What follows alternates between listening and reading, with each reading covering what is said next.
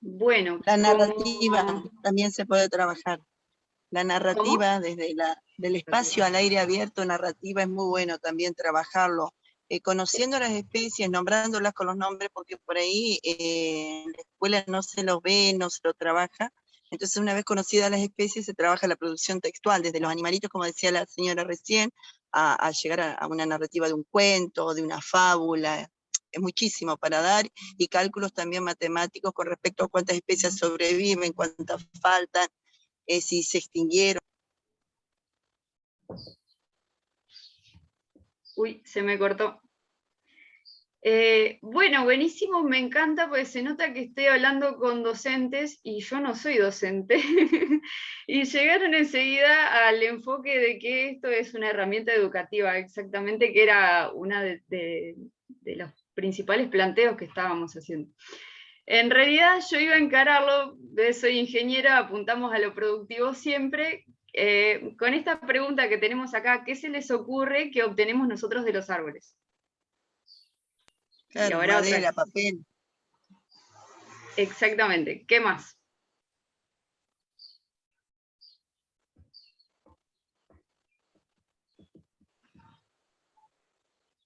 Esto también está pensado a modo de disparador para el día que ustedes trabajen con chicos. Por ahí encararlo de esta forma. Es simplemente una idea.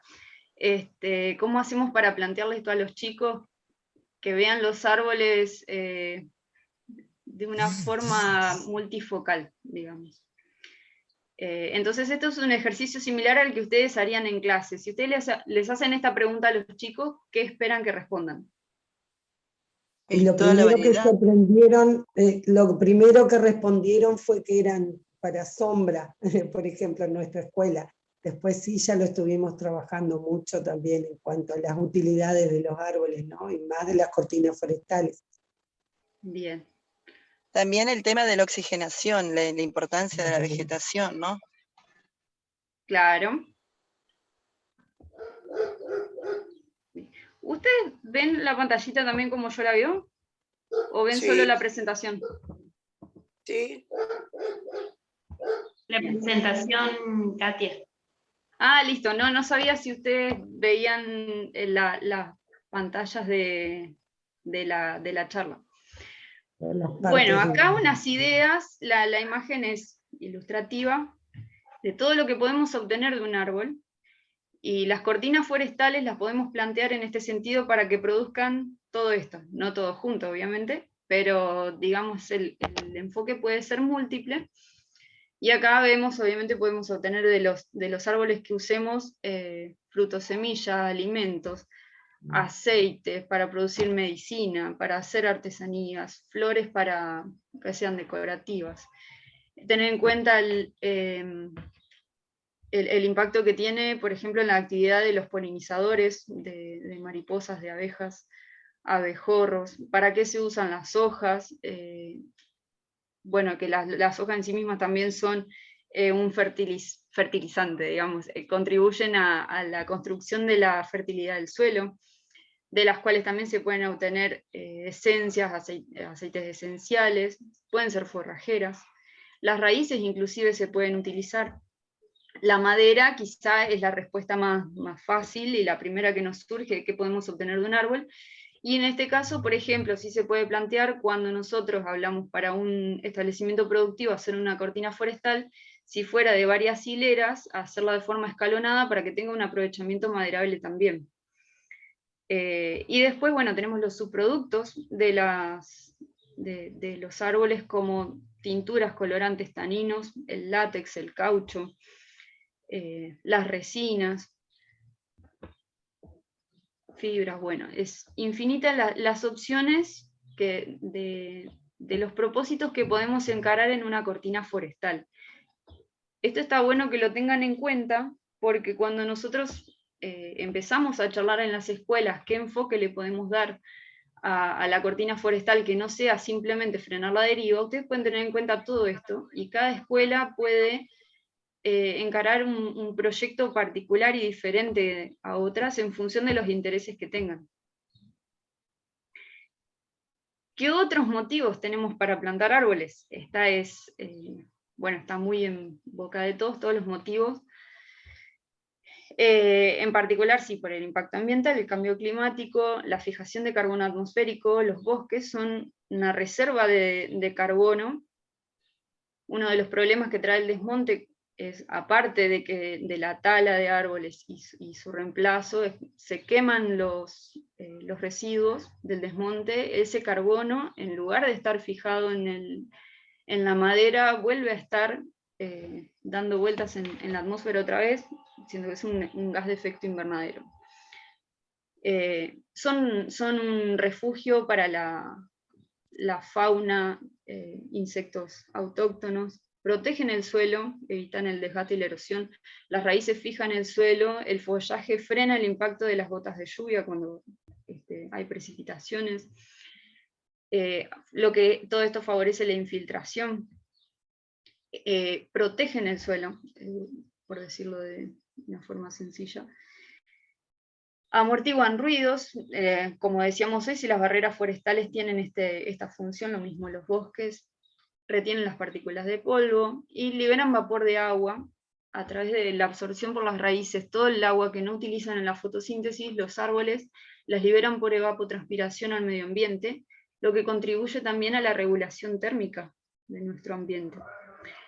Esta, bueno, la explicación básica, interviene en el ciclo del agua, retiene el agua de lluvia.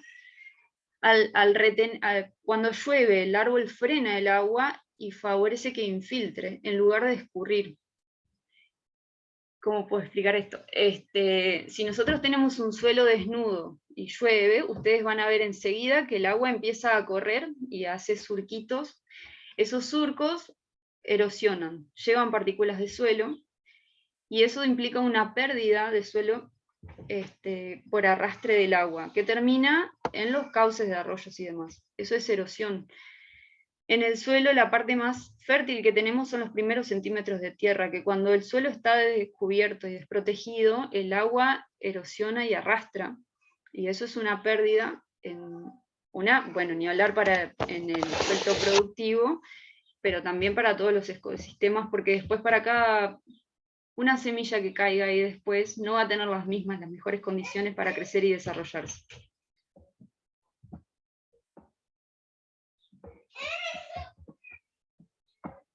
Y acá, por mencionar los servicios ecosistémicos, que es un término acuñado para llamar la atención sobre el valor que tienen nuestros ecosistemas, de alguna forma darles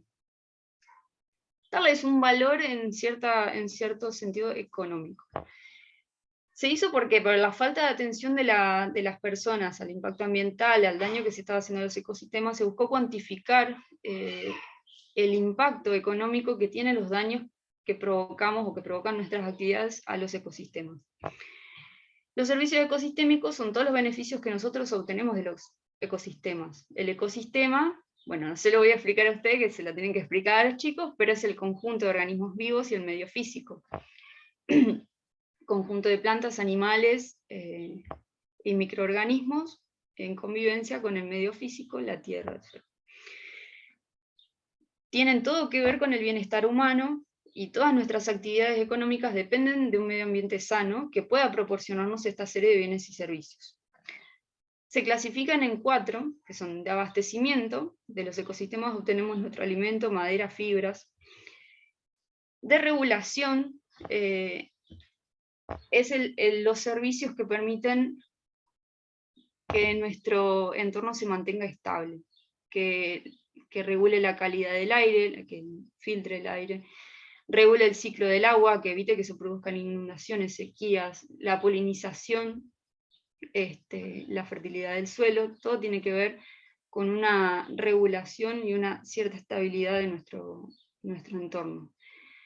Los servicios de apoyo son aquellos como fotosíntesis, los ciclos de nutrientes y demás, que son esas reacciones invisibles que se producen, que permiten que se den la regulación y el servicio de abastecimiento, sin los cuales nosotros no podríamos abastecernos de nuestros ecosistemas. Y después los servicios culturales de los ecosistemas, que es lo que mencionaba, ¿no? Y la importancia que tienen los ecosistemas en nuestro bienestar, en cuanto a, bueno, la contemplación del paisaje, la recreación, el bienestar, la espiritualidad, tiene todo un impacto en nuestra calidad de vida.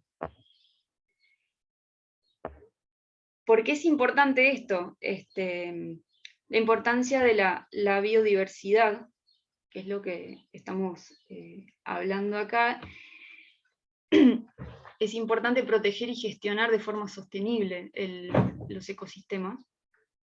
Y la biodiversidad es importante porque a través de esto se regulan, se autorregulan, se mantienen estables.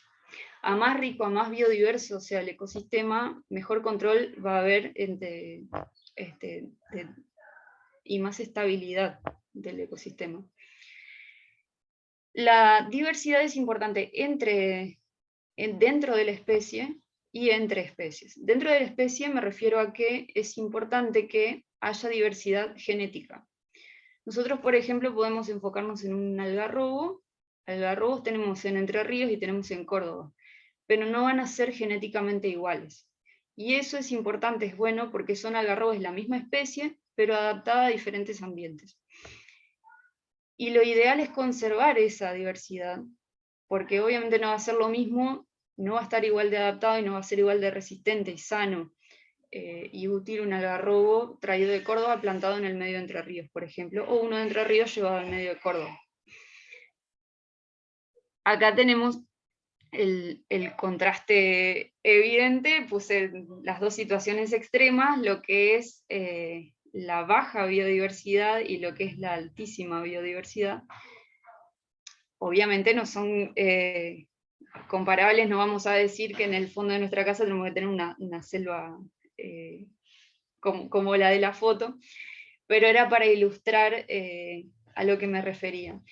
Nosotros podemos igual apuntar a tener sistemas más diversos que este campo de soja, por ejemplo. Hay diversas formas de combinar las especies, no hay que resignar producción para tener biodiversidad. Esa es la cuestión. Ahora yo les planteo, por ejemplo, ¿por qué es que es importante que haya biodiversidad? Si ustedes tienen, por ejemplo, un campo de, apuntemos a la cortina forestal, como venimos tratando. Tienen una cortina forestal de casuarina, y del otro lado tienen una cortina forestal hecha de, no sé, aguaribay, pongamos ciprés, y anacahuita. Y llega un gorgojo que ataca la casuarina. Y ataca, póngale la anacahuita también. En ese caso, la cortina forestal únicamente con forma de casuarina sonó, porque son todas casuarinas, son todas iguales y la plaga ataca a todas por igual. En la otra cortina, donde tenemos al menos 3 especies, donde solo una es atacada por el gorgojo, nos quedan las otras 2 descubiertas. La diversidad nos da esa seguridad. Tener más especies nos da esa seguridad y esa resistencia a la aparición de plagas y enfermedades. Como puede pasar, por ejemplo, no sé si han visto que los paraísos empezaron a morir en todos lados. Es una especie de espiroplasma, parece un virus, que los va atacando y se mueren, no tienen resistencia en ese sentido, por eso hoy ya no se plantan paraísos. Y teniendo muchas especies en un ecosistema, reducimos el impacto que podría tener en nuestra forma de vida la aparición de una plaga o enfermedad, como puede pasar, por ejemplo, como deben saber la gran mayoría, en un campo de soja cuando aparece una chinche. ¿Qué hay que hacer? Hay que aplicarle a todo el lote de soja de forma pareja, porque aparece una chinche, se multiplica y te come todo el lote de soja y te quedaste sin nada. Si nosotros en el mismo lote tuviéramos unas 4 especies implantadas, el impacto de la chinche sería diferente, sería menor. Todo esto se relaciona con los Objetivos de Desarrollo Sostenible, establecidos por la ONU como objetivos mundiales para el desarrollo sostenible, porque ante el cambio climático, la desigualdad la necesidad global que hay de proteger el planeta y de mejorar nuestras condiciones justamente para que tengamos un futuro, nosotros estaríamos colaborando desde nuestro pequeño lugar con estos están puestos, por ejemplo, algunos pocos objetivos de desarrollo sostenible, como hambre cero. Nosotros podemos generar alimento de forma sustentable, educación de calidad. Ustedes apuntaron derecho a la educación, que es su rama. Y todo este proyecto se encadena con producción y consumo responsable, colaboramos con la vida de los ecosistemas terrestres, acción por el clima, salud y bienestar. Son solo algunos ejemplos porque todos los objetivos de desarrollo sostenible están relacionados entre sí. Estos son algunos ejemplos de cómo nosotros podemos colaborar en este sentido desde nuestro humilde lugar.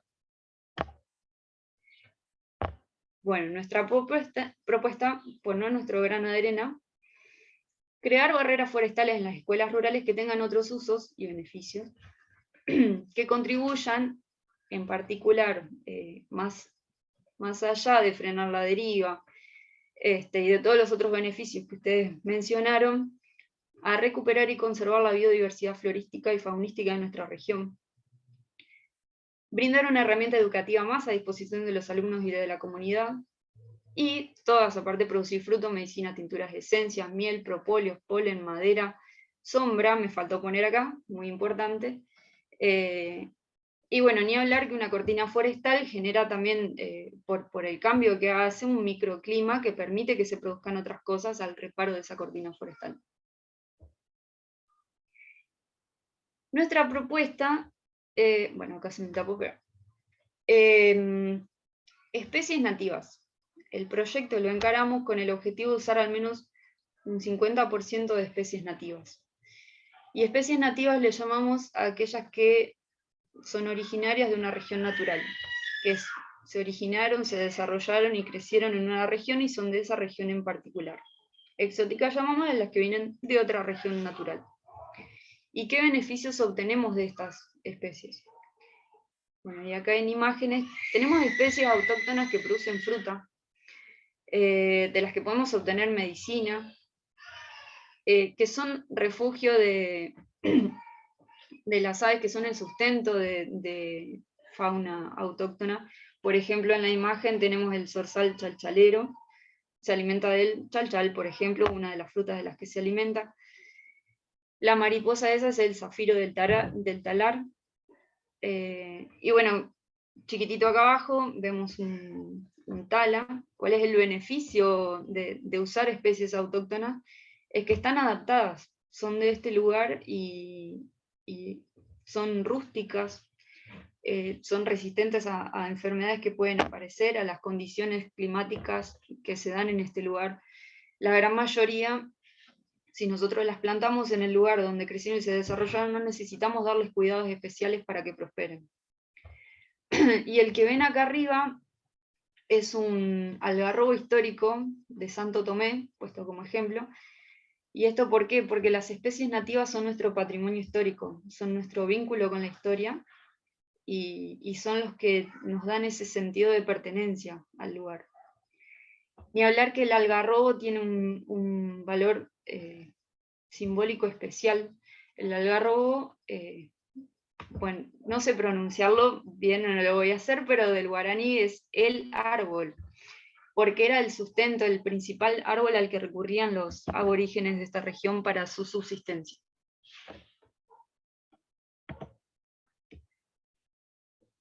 Y acá una pequeña explicación de cómo nosotros identificamos y sabemos cuál es una especie nativa y cuál no, cuál es autóctona y cuál no. Burkhardt fue un ingeniero agrónomo, fitólogo, hizo relevamiento de todo el territorio argentino y dividió el territorio en ecorregiones. Las ecorregiones son zonas que no coinciden en los límites con los límites políticos, como ustedes ven. Son zonas fitogeográficas, se les llama, porque tienen condiciones de suelo y clima relativamente parejos, con una con una vegetación relativamente homogénea a lo largo del territorio, y por eso se le llama fitogeográfica. Está identificada por una forma particular de vegetación, una estructura particular. Esa vegetación está relacionada con ese lugar por el tipo de suelo, por el clima, por el régimen de precipitaciones y de temperatura, y por eso se da en ese lugar de esa forma. Es la conjunción de factores lo que le da la fisonomía a cada ecorregión. O esas especies sacadas de ese contexto no se van a desarrollar igual ni van a formar la misma fisonomía. Por eso son especies que han crecido, desarrollado en ese lugar y están adaptadas especialmente a esas condiciones. En Entre Ríos nosotros tenemos 3 regiones fitogeográficas, o ecorregiones, las cuales son el Espinal, la llanura pampeana y el delta e islas del Paraná. Si ustedes ven el anterior, el Espinal, ven la parte superior de Entre Ríos en amarillito. El Espinal va desde el sur de Corrientes, cruzando por Entre Ríos, abarcaba el centro de Santa Fe, Córdoba, pasa por San Luis, La Pampa y llega al sur de Buenos Aires. No es todo igual el Espinal, tiene unas características generales particulares, pero se divide en 3 distritos. Y nosotros, en el norte, tenemos el distrito del Ñandúay. El Espinal se caracteriza por vegetación xerofítica. Eso significa que son especies adaptadas a poca agua, digamos, a condiciones de estrés hídrico. Y el espinal, bueno, su nombre lo dice, son plantas con espinas. Las espinas y las hojas pequeñas son la adaptación de estas plantas a estas condiciones ambientales. Les permite sobrevivir el estrés hídrico. Las espinas, como saben, son una adaptación de resistencia de las plantas al estrés hídrico. Y tenemos este paisaje identitario, digamos.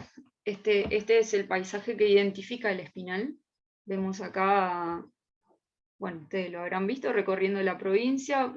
Nosotros en esta región podemos observar Algarrobo, Ñandúay, Espinillo, algo de Tala también.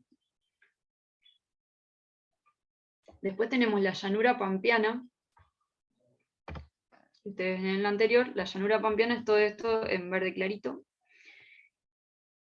Se caracteriza por la presencia de pastizales, y en el caso de Entre Ríos acompañado de algunos árboles. En este sentido no es tan como la Pampa, que son extensiones enormes de pastizales. Y después tenemos delta e islas del Paraná, y vemos esta maravilla que es una foto del Parque Predelta. Que bueno, lo que es delta e islas del Paraná tiene sus características particulares. Si ustedes ven acá, es todo esto gris, que viene desde Corrientes, bajando hasta el Río de la Plata. El Paraná, el microclima que se genera alrededor, les genera esta posibilidad de que se encuentren las mismas especies, desde acá, del norte de Corrientes, hasta el norte de Buenos Aires, por el microclima que genera por las condiciones de alta humedad que hay en torno al Paraná y a las islas del delta. Y bueno, ustedes pueden ver, nosotros estamos por acá, en esta zona, al menos donde empezamos a trabajar, que es la cuenca del Espinillo, y ustedes pueden ver la cercanía que hay, o la mezcla, justo la conjunción de las 3 ecorregiones. Y en Entre Ríos, por la particularidad que tiene, que tenemos arroyos por todos lados, y está todo el territorio surcado por arroyos, estas especies, estas especies propias del delta, isla del Paraná, por ahí se extienden y entran dentro del territorio de llanura pampeana del Espinal, en los cursos de los arroyos. Entonces, en esta zona podemos llegar a encontrar un ceibo, aunque estemos no pegados, no sobre el delta del Paraná, podemos encontrar un ceibo en esta región, porque se extienden por ese motivo, por las características particulares de Entre Ríos. El espinal, o la formación característica es esa, los bosques bajos de especies xerofíticas que os expliqué, pueden ser densos o abiertos, de un solo estrato o dos. Y la sabana alternando con pastizales. Y las especies características que podemos encontrar son el ñandubay, que es la primera foto, algarrobo negro, algarrobo blanco, muy característica de la zona, la palma caranday, y la palma yatay, esta es una foto del palmar que conocen todos. La palma yatay es la que se usa para hacer escobas.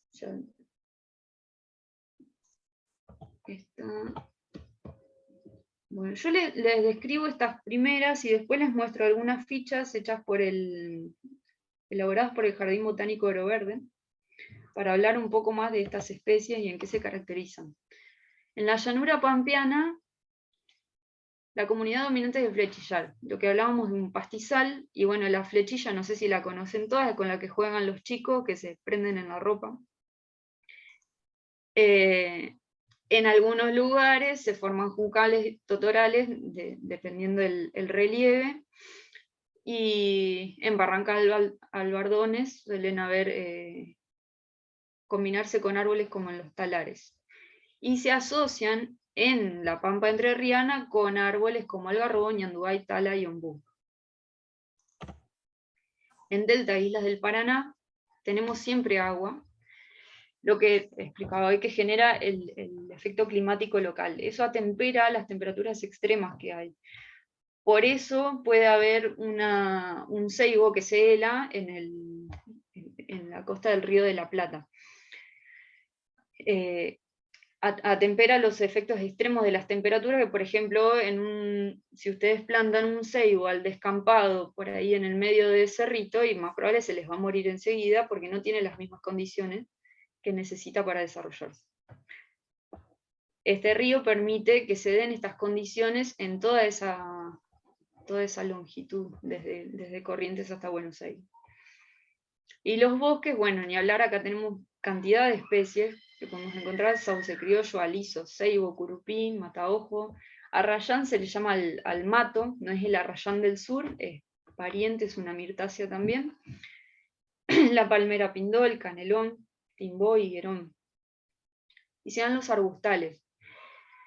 Se dan bosques arbustales, por ejemplo, en las costas del río y en los albardones de las islas. Las islas se forman por sedimentación, tienen a hacer como una olla, tienen un hueco en el medio que por lo general está lleno de agua, y el borde es más alto porque es donde se deposita el material más grueso, que es el albardón, y ese es seco. Hay islas que pueden tener agua dentro o que no.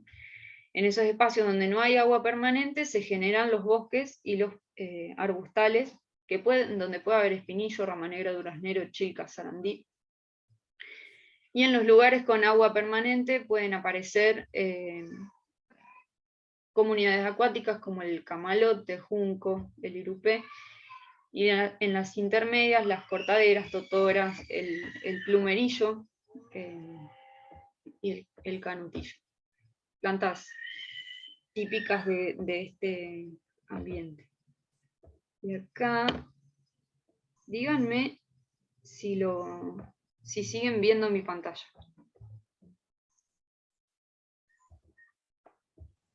Sí, Katia, se ve. Bien.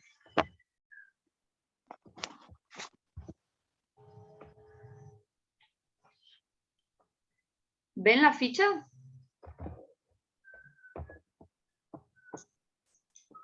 En pantalla se ve que pasó la pregunta. Ah, bien, nos siguen viendo. ¿Cómo hago ahora para compartir todas las pestañas? Lea, ¿me das una mano? Tenés que dejar de compartir y volver a compartir de última y que se vea todo. Acá está. ¿Ahora sí?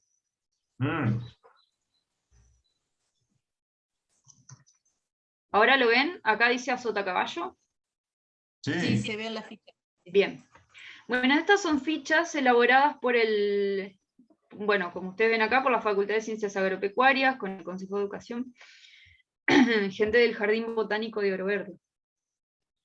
Y acá pueden ver diversas especies, en este caso yo las presento porque son las candidatas al concurso de selección de especies del árbol entrerriano.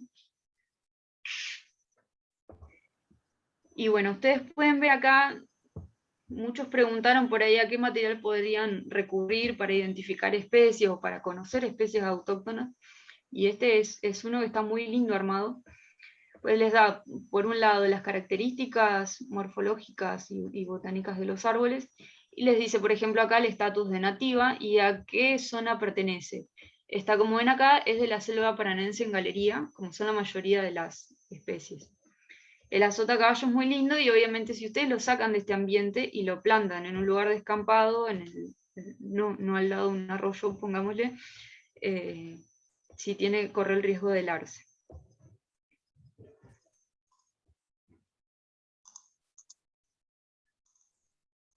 Molle, incienso, trementina, esta del espinal,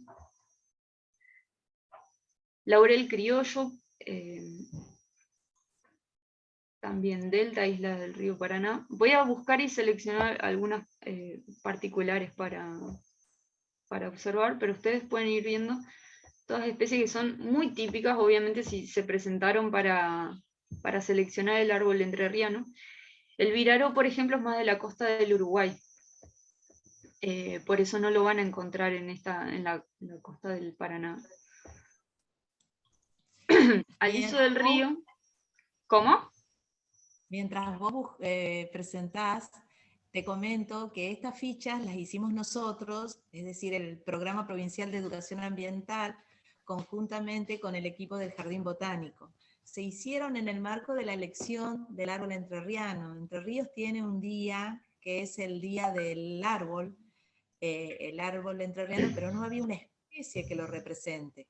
Entonces, el año pasado, precisamente por el tema de la pandemia, se nos ocurrió la idea de motivar a las comunidades educativas a través de fichas que podían ser compartidas por celular y a través de una votación de formularios Google para poder conocerlos, como nosotros decimos, los verdaderos nativos, los verdaderos entrerrianos, es decir, una entidad biológica con centro de origen primario y dispersión en la provincia.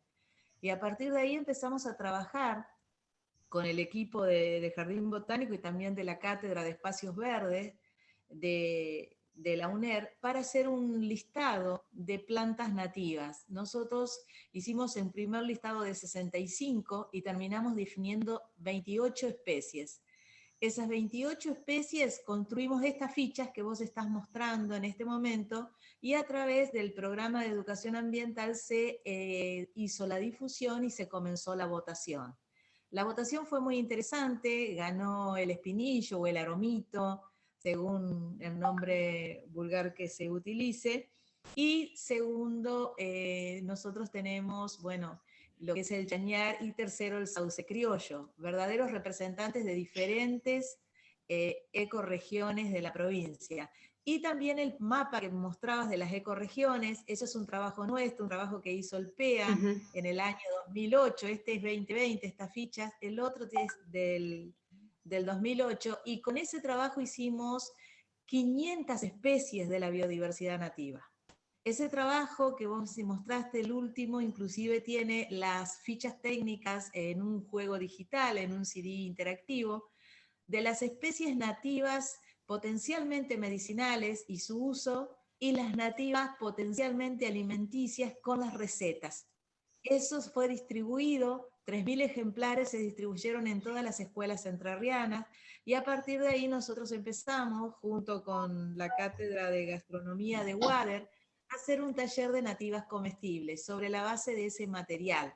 Así que bueno, todo este material que está usando Katia, el material de los mapas que usó, está ya entregado en las escuelas, pero también aquella escuela que por algún motivo no la tenga, está a disposición de ustedes. También, estas son 28 fichas, pero tenemos 500, más de 500 fichas de especies nativas construidas, siempre en articulación con centros de investigación o universidades. Era eso, Katia, ponerlas a disposición. Exactamente. Sí, no, la idea de usar ese material justamente es para que quede asentado a lo que pueden recurrir los maestros el día que quieran empezar a trabajar. Por ahí preguntan dónde encontramos o qué material podemos usar. Y bueno, sí, por ejemplo, ese mapa de Entre Ríos está cargado en la página del Programa de Educación Ambiental, entre los recursos que están disponibles para los maestros. Bueno, en particular sigo recorriendo estas fichas. Yo quería llegar al del algarrobo, que es, bueno, el huajay, por ejemplo, les puedo contar algo curioso, qué sé yo. Es un frutal autóctono de nuestra zona, lo encontramos por nuestra cercanía al río Paraná. Y bueno, en particular en una de las escuelas plantamos un huajay, y un nene que en la de Merú lo había estudiado, y después él quería plantar ese árbol. Y llegó a interesarlo incluso a la familia. Él, a raíz de esta investigación que hizo de este árbol, le gustó el arbolito, él quería plantar ese, le contó a sus padres y se interesó la familia entera por este árbol, que ahora le está haciendo el seguimiento. Bueno, Prosopis affinis. Este es una especie muy característica, como yo les decía, el espina del norte de Entre Ríos, estamos en el distrito Ñandúay. Una vez que uno los conoce ya es más fácil reconocerlo, pero así de entrada, por una foto, es muy difícil decir es un ñandúay o es un algarrobo. Hay que prestarle atención a las hojas y a las semillas. Eso está bueno para hacer trabajos en el aula de reconocimiento,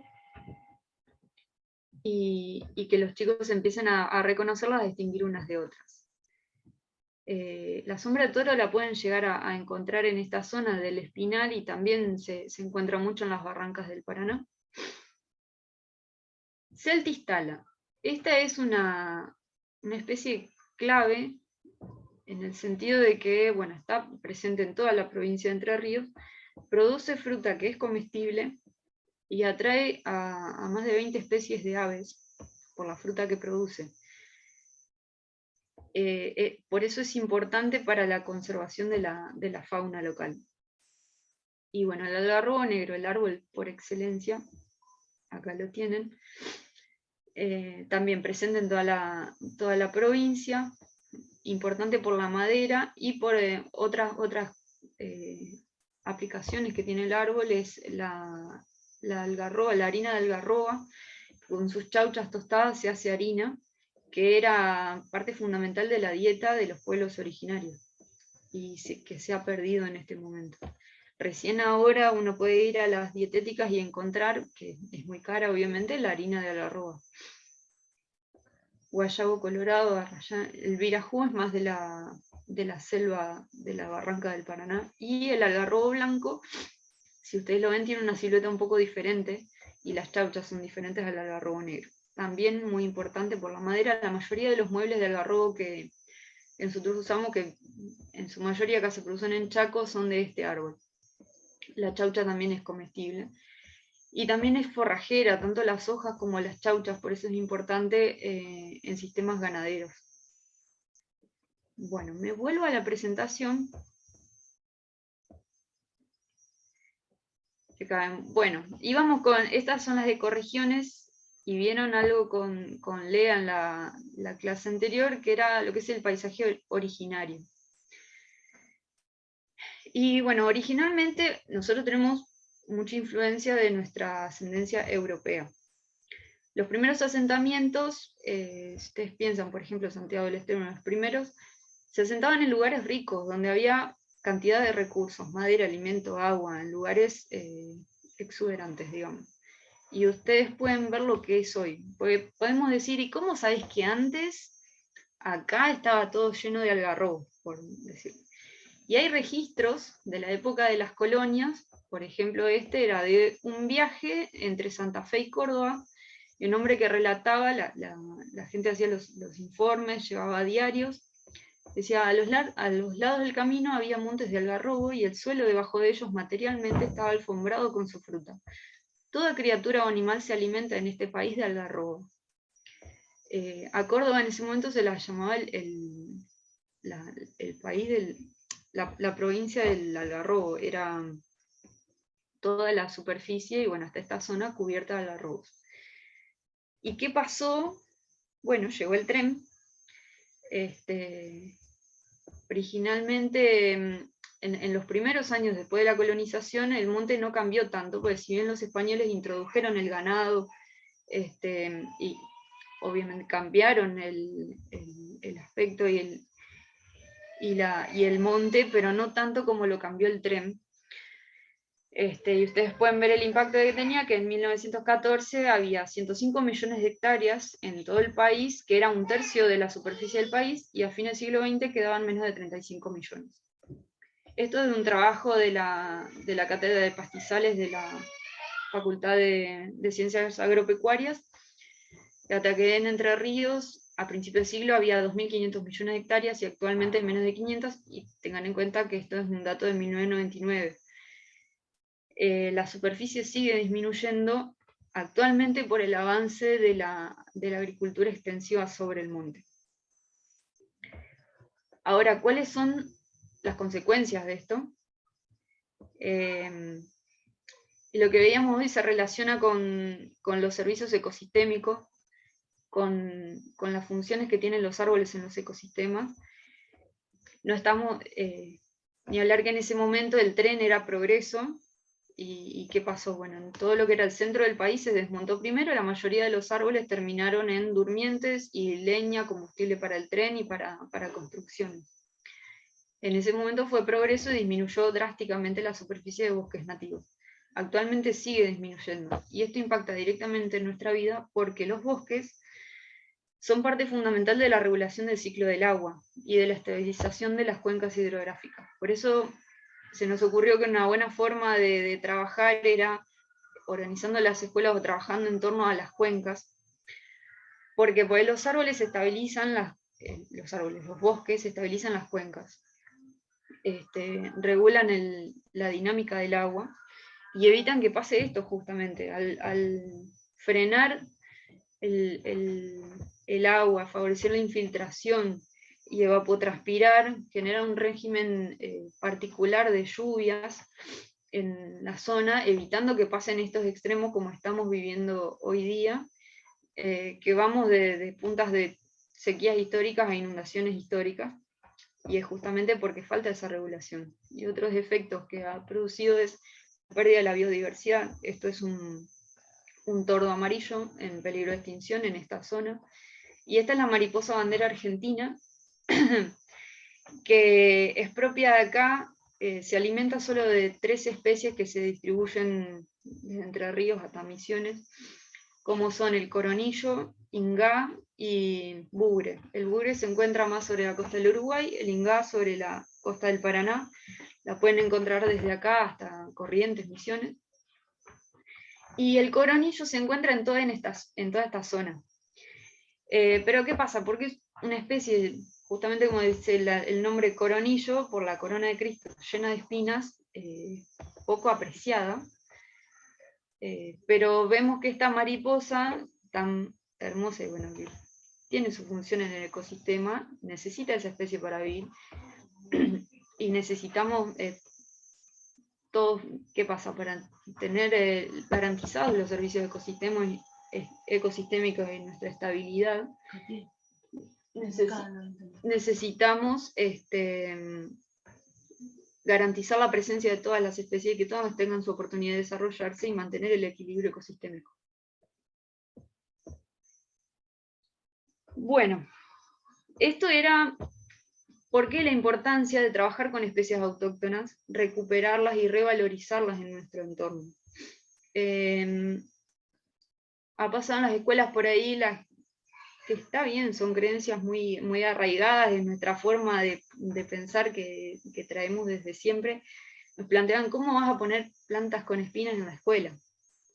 Y bueno, un poco la idea es empezar a cambiar ese pensamiento de plantas con espinas, no digo en las escuelas, a veces en espacios públicos o parques amplios, demás. Obviamente uno no las va a ubicar en un lugar donde resulten problemáticas, pero un poco es empezar a pensar que esas especies tienen que estar ahí, pero tienen su razón de ser y cumplen su función en el ecosistema. Y bueno, las otras especies que estamos contemplando en el programa son benéficas. Y le llamamos benéficas a todas aquellas que nos representen un beneficio de cualquier tipo a nosotros. Bueno, acá vemos ejemplos como el tilo, la nuez pecan, la lavanda, medicinal, alimenticia, otra medicinal, bueno, el ginkgo biloba que la introdujimos. La rosa, si bien es muy ornamental, también tiene propiedades medicinales, muy usada en cosmética. Esto es un caqui, que en nuestra zona también podría darse, romero, durazno. Las posibilidades son casi infinitas porque tenemos una zona que da para producir de todo. Y bueno, en cada lugar la idea es que la gente participe y le dé su impronta particular, y las especies que se seleccionen sean en función de lo que la gente quiera producir también. Exótica, como estas eran exóticas, benéficas, exóticas sí, pero invasoras no. Entonces en la selección de especies que hacemos para cada lugar, siempre hay que tener en cuenta esto, el impacto ambiental que puede tener. La acacia negra es un problema hoy inmenso para todos. Es una especie muy agresiva, en particular en nuestra zona, porque no tiene una competencia, no tiene control biológico, no tiene un enemigo en el ecosistema que la controle. Y va avanzando y va ganando lugar sobre las especies autóctonas. Una vez que la acacia negra se cierra, mata y ahoga a las demás especies y va colonizando de esta forma, y forma estos montes impenetrables que es muy difícil, no, en este momento es imposible de revertir. Y hay muchos trabajos de investigación y la preocupación es cómo empezar a frenar el avance de esta especie. Y esto por decir un ejemplo, la acacia negra, porque hay otras invasoras problemáticas como la morera de papel. En su momento fue el paraíso, después apareció esta enfermedad que la está raleando ahora. Pero esto para tener en cuenta que hay que pensar bien antes de traer una especie de otro lado y plantarla, y que quizá uno a veces piensa, ay, qué lindo árbol, da un montón de sombra, pero quizá no es lo más adecuado para esta zona a lo mejor. Hay otras especies que se están introduciendo que tienen potencial invasor, y por esto es que digo que habría que tener cuidado de hacer una selección especial de lo que uno va a plantar.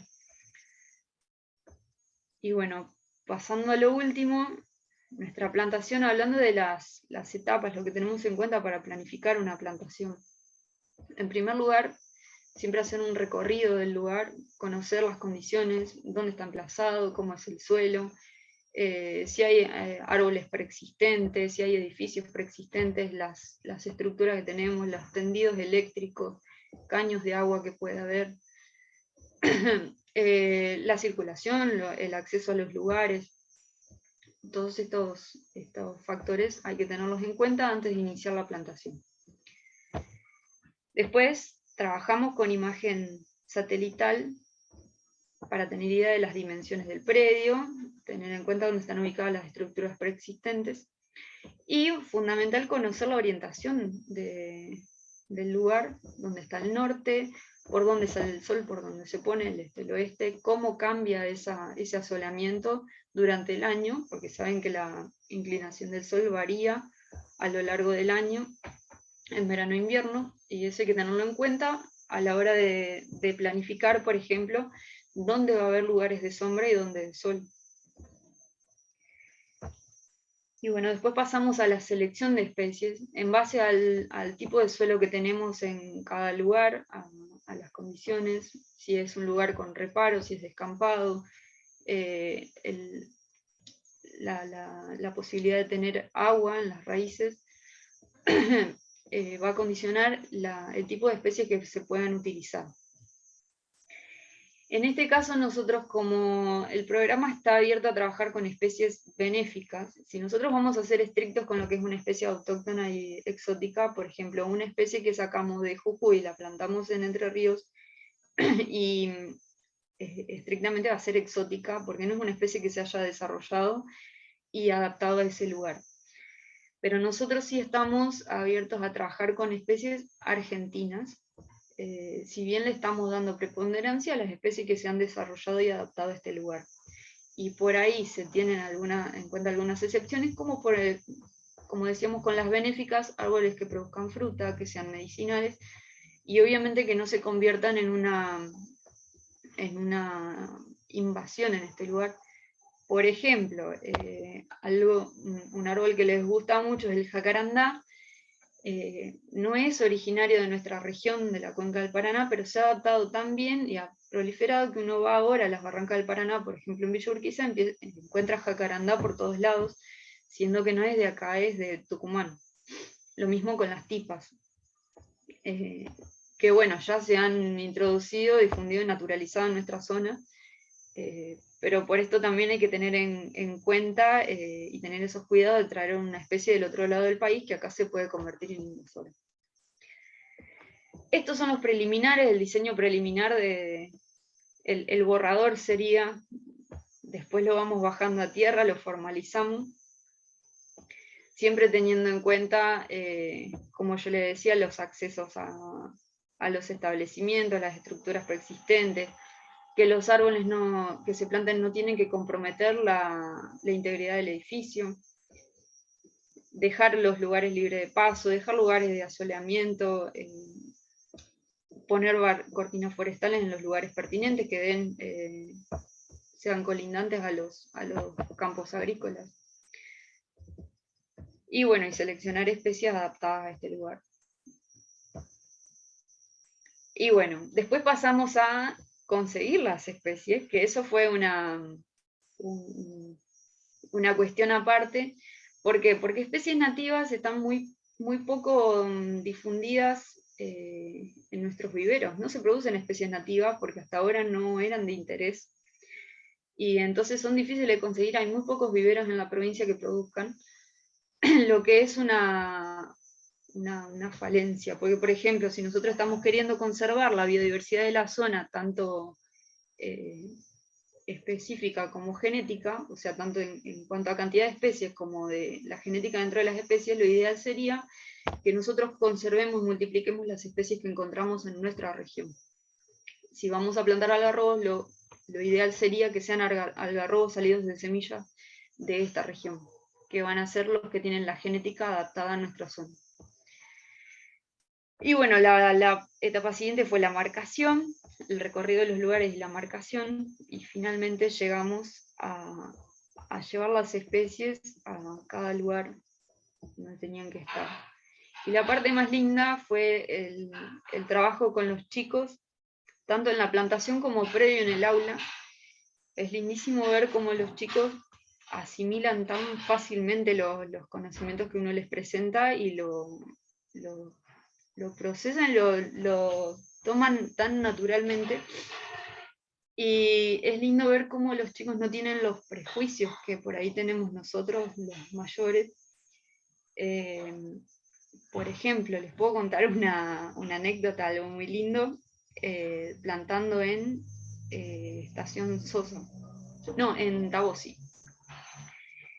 Yo estaba explicando las especies que íbamos a poner, y por ejemplo hablé del coronillo, y les mostré que tenía muchas espinas y que tuvieran cuidado, pero les hablé de que esa especie era fundamental en la alimentación, en la supervivencia de la mariposa bandera argentina. Y se acercó una nena cuando terminé de explicar y me preguntó cuál era el que comía la mariposa, y ella quería plantar ese. Lo agarró, lo abrazó al arbolito y se lo llevó y no lo largó hasta que no lo puso en su lugar con un cartel que diga su nombre. Y sabemos que esa nena va a volver a ver ese árbol para poder ver la mariposa.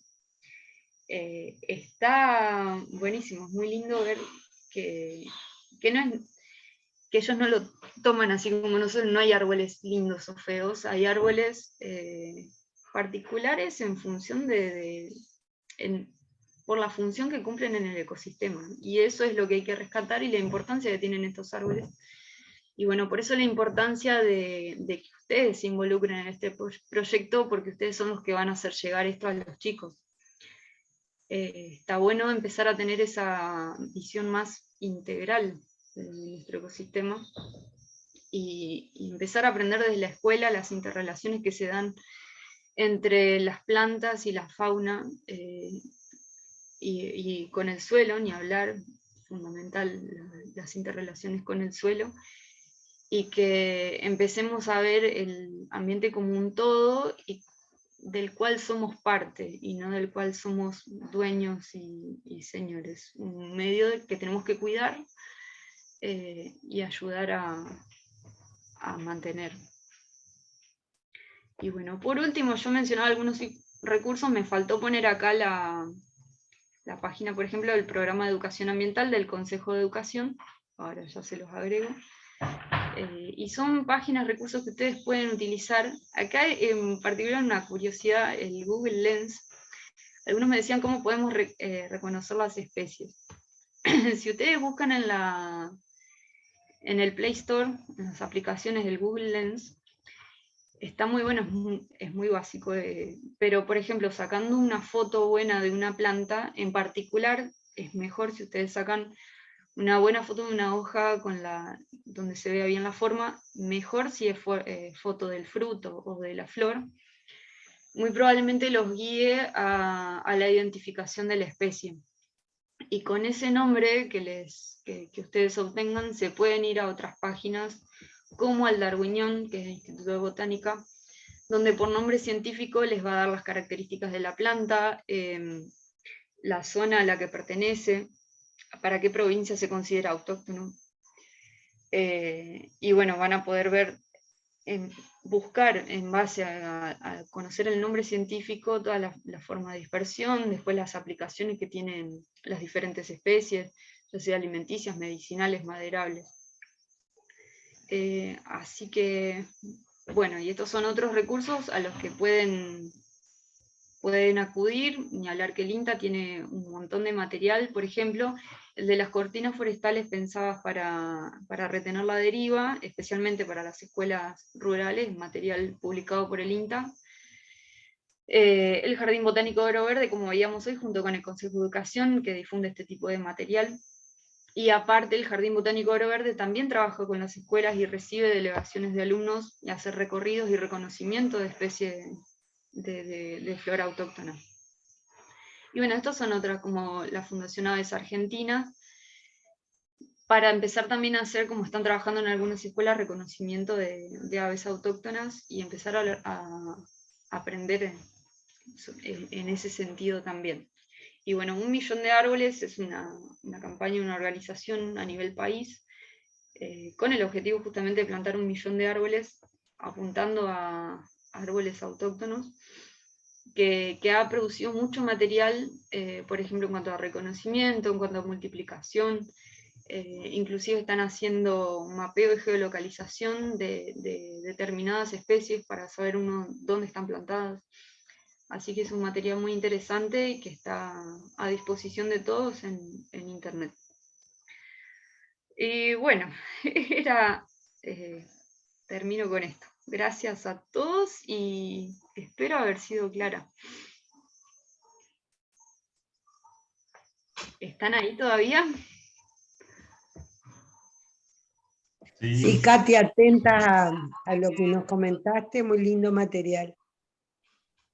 Estamos acá, es muy claro todo, excelente. Lo único que me gustaría agregar que además de entender o educar a nuestros estudiantes por lo que pueden brindarnos los árboles, ya sea servicios ecosistémicos o todos los beneficios que podemos obtener de ellos, es importante educar para lo que es más que la sustentabilidad del desarrollo, para lo que es la sustentabilidad de la vida. Y en ese sentido, darles a los árboles el derecho a ser considerados precisamente sujetos de derecho y cuidarlos por razones éticas y estéticas. Es muy importante eso desde la educación. Así que bueno, agrego eso y liberamos a las preguntas. Creo que debe haber muchísimas preguntas. Yo estoy buscando en este momento para compartir el link de las fichas técnicas estas que partiste y justo ya lo encontré. No sé si hay, Elizabeth, si hay preguntas, inquietudes.